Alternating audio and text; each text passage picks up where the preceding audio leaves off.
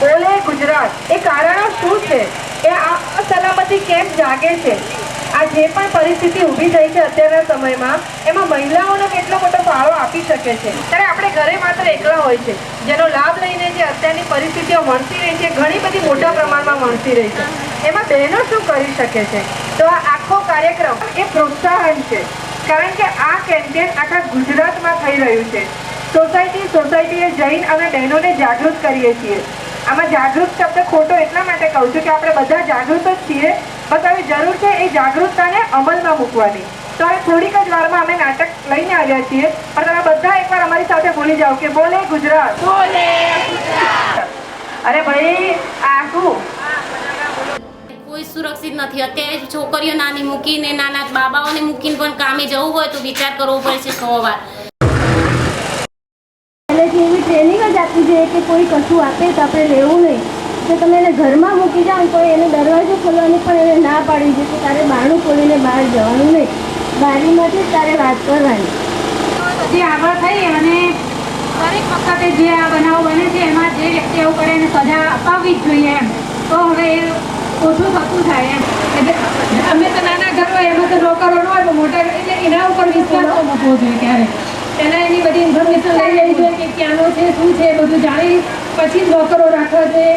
એના વિશે બધું ખ્યાલ હોવો જોઈએ બધું આપણને.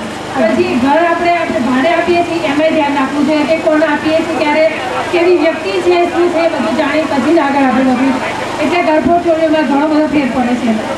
ગમે તે કઈ વાત હોય એવું કે આપણે જાહેરમાં કહેવાની કઈ જરૂર નથી, કે જેથી કરીને બહારની કોઈ અજાણી વ્યક્તિ હોય કે જો આપણે વાત કરતા હોય તો એ જાણી જાય. હું એટલું જ કહેવા માંગુ છું. અને આપણી કાળજી આપણે રાખી શકીએ છીએ. દાગીના એ આપણો સાચી મૂડી છે.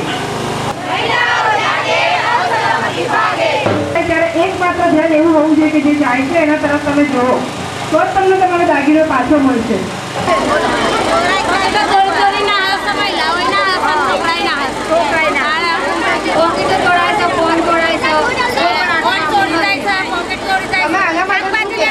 શું કરવું જોઈએ? દાગીના ના ચોરાય એના માટે આપણે શું પગલાં લેવા જોઈએ? એના માટે પોલીસને હાઈ લેવી જોઈએ, પોલીસને આવવું જોઈએ અને એની તો હાઈ લે અને એની સાથે આપણે એની દોડવું જોઈએ.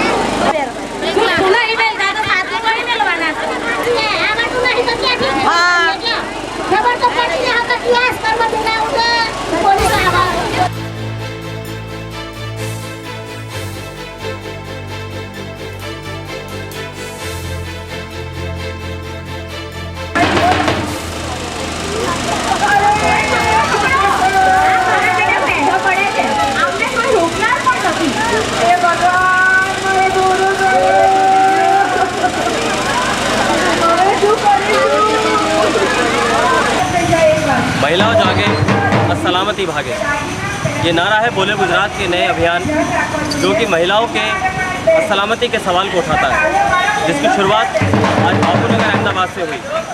और ये अभियान अहमदाबाद के और बहुत सारे कॉलोनीज में जाकर इसी सवाल को उठाएगा और महिलाओं के साथ बातचीत करेगा। कैमरा पर्सन अरमा अंसारी के साथ संजय शर्मा, बोले गुजरात।